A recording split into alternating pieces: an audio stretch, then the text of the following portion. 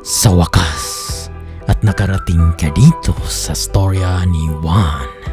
Dito si Juan Tamad, kundi si Juan na historiador. Musta kayo mga kaistorya? Hi kayo dyan mga kaistorya. Ito po pala muli si Paul na inyong host dito sa storya ni Juan. Binabati ko po kayo mula dito sa Singapore ng isang magandang araw po sa inyo lahat. Mga ka-istorya, you're about to watch episode 1, series number 7 dito sa storya ni Juan. Episode series natin dito na pinamagatang ang isang matabang manok ni Mang Diego in Tagalog version. Previously dito sa storya ni Juan, itong si Boy Eduardo ay nandoon pa rin sa planetang Marika.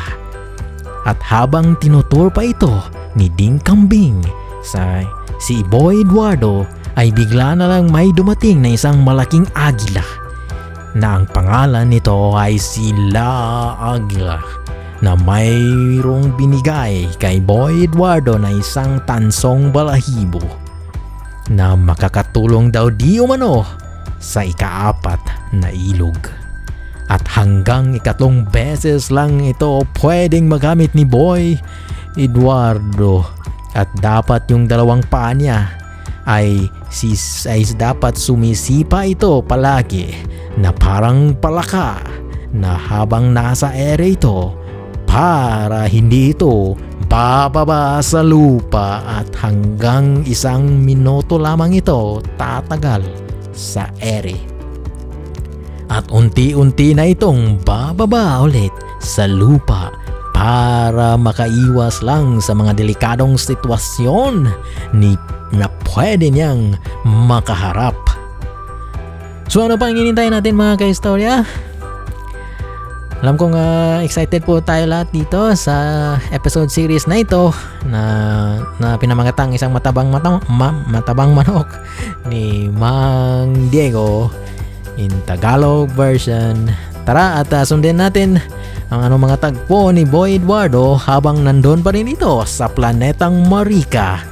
At ano pa kaya ang pwede niyang maranasan doon, at mga kapangyarihang pwede pa niya na magamit kapag ito ay sasabak na sa ika-4 na ilog. Dito sa storya ni Juan in Tagalog version, episode 1, series number 7. Tara na boy Eduardo. Patuloy na tayong sa paglilibot dito sa planetang Marika. Sa ngayon ay mayroon ka ng 2 importanteng mga bagay na nasa iyong bag. Ito ay ang mga jacket. Ito ay ang jacket na binigay ni Lola na tagabantay sa 2 ilog. At yung pangalawa naman ay isang binigay na nila Agila na isang tansong balahibo. Ingatan mo ito Boy Eduardo at itago mo ito sa iyong bag para hindi ito mawala. Yes, Ding. Ipapasok ko muna ito sa aking bag. Itong tansong balahibo na binigay sa akin nila Agila. Saglit lang, Ding. Ha? Nakalimutan ko tuloy yung oras, Ding, na parang matagal-tagal na tayo nandito sa planetang Marika. Pagka ako ay malate sa aking klase at alas 8 ng umaga ay magsisimula yung klase ko, Ding. Paano kaya ito, Ding? Huwag kang mag-alala dyan, Boy Eduardo. Sa mga bagay na yan, ang iyong oras sa planetang Earth ay huminto ito doon kung saan tayo huling nawala doon. At tuwing babalik lang tayo doon sa planetang Earth, ay babalik yung oras mo ulit at magpapatuloy ito. So, huwag kang mag-alala sa bagay na yan, boy. Iba talaga ang oras sa planetang Marika, at huminto nga talaga ang oras ni Boy Eduardo sa planetang Earth kung saan huling namataan ito.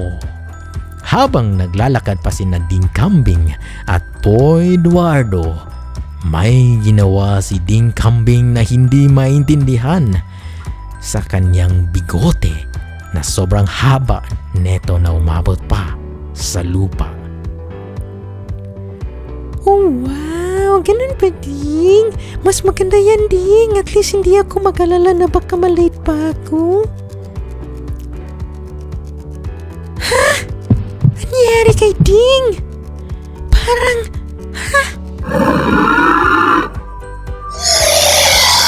Boy Eduardo, imistansya ka muna sa akin, boy.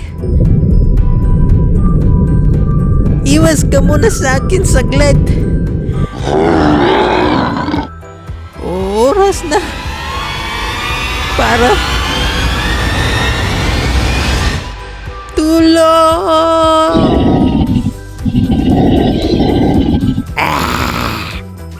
takbo muna ako saglit at tumistansya kay Ding. Bakit kaya bigla na lang nagkakaganyan si Ding? Bigla na lang itong kumaliwa.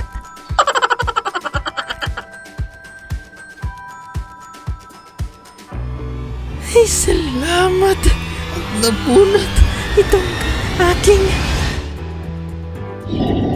Mataas na bigote.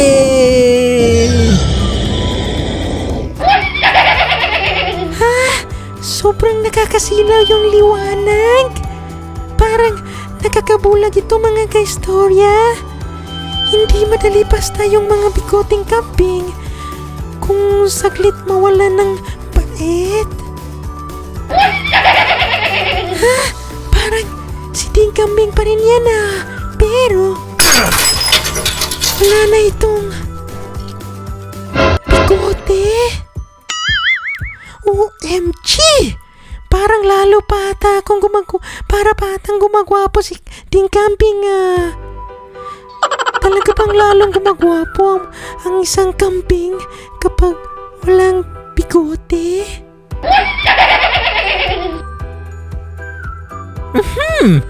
Boy Eduardo, balik ka na dito sa akin, boy.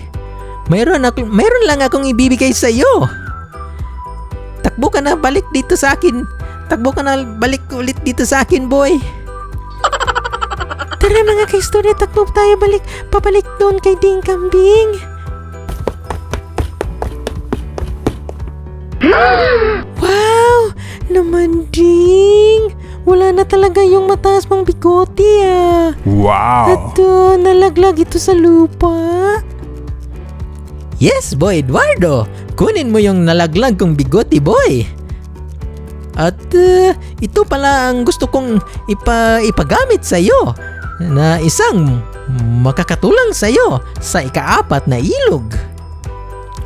Wow, ganun ba Ding? Nox naman, ito si Ding Kambing nagabala pa. Bakit lalong tumataas yung bigote mo Ding? At parang naging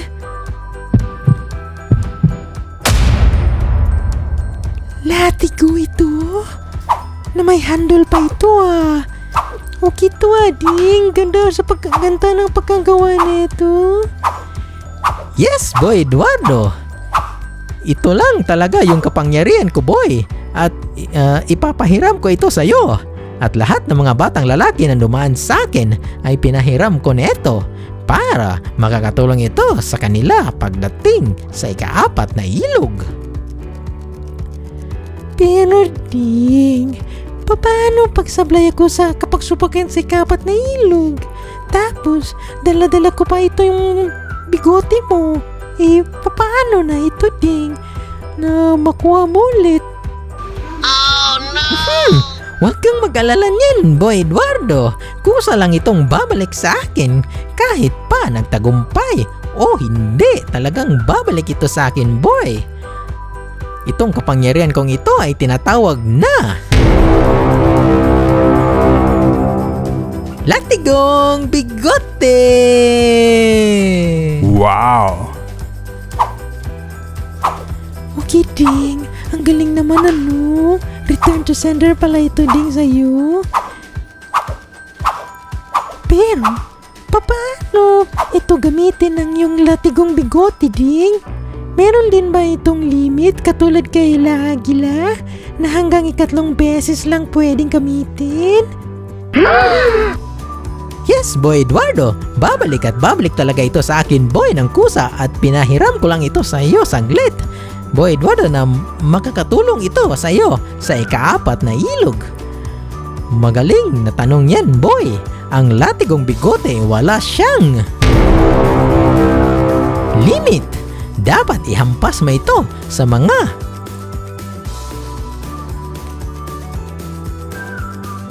masasamang nilalang sa ika-4 na ilog na paharang-harang sa iyong dinadaanan. Wow naman, Ding! Magaling pala itong kapangyarihan na mayroon sa mataas mong bigote, Ding, ano? Wow! So far, may 3 items na ako rito, Ding. Ang jacket ni Lola, ang tansong balahibo, at itong bagong pinahiram mo sa akin na isang latigong bigote. Yes, Boy Eduardo, sa makatuwid, may 3 kapangyarihan ka na pwede mo magamit na makakatulong sa iyo sa ika-4 na ilog. Tuwing ihampas mo ito sa mga masasama, gamitin itong latigong bigote ko, ay iilaw ito, at kung masapul mo yung mga masasama, tuwing ihampas mo ito sa kanila, ay talagang kakaripas ito ng takbo at nahahapdian sila sa aking bigote. At para silang isang basang sisiw na tatakbo ng mabilis at iiwas sila sa iyo. Pero hindi lahat ng mga masasama ay tatablan sa aking latigong bigote, Boy Eduardo. Pakatandaan mo ito, boy. Yun lang ang mga maliliit at katamtamang laki na mga masasama sa ika-4 na ilog ang tatablan sa aking latigong bigote. Yung mga malalaki at malalakas na mga masasamang nilalang ay hindi ito tatablan, boy. Mayroon kasi silang maraming mga proteksyon na nababalot sa kanilang mga katawan. At tatawanan ka lang nila neto, Boy Eduardo.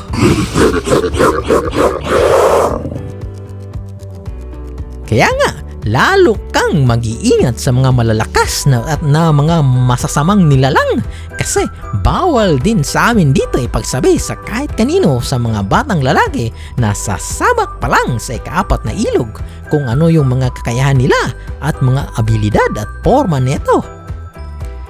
Sa sobrang dami ng kanilang mga proteksyon at malalakas na mga kapangyarihan, ay diskarte mo na lang ang dapat mong gamitin, Boy Eduardo, kung papaano mo sila malulupil. Ah, ganun ba, Ding? Pare, naiihi na ako sa aking salawal neto sa mga narinig ko mula sa'yo, Ding. Paano ko kaya sila magagapi, Ding? Lalong-lalo na yung mga malalakas at malalaki at ng mga masasamang nilalang doon sa ika-4 na ilog, Ding. Talagang nanginginig na ang tuhod ni Boy Eduardo at parang naihi na ito sa kanyang salawal sa mga narinig neto mula kay Ding Kambing.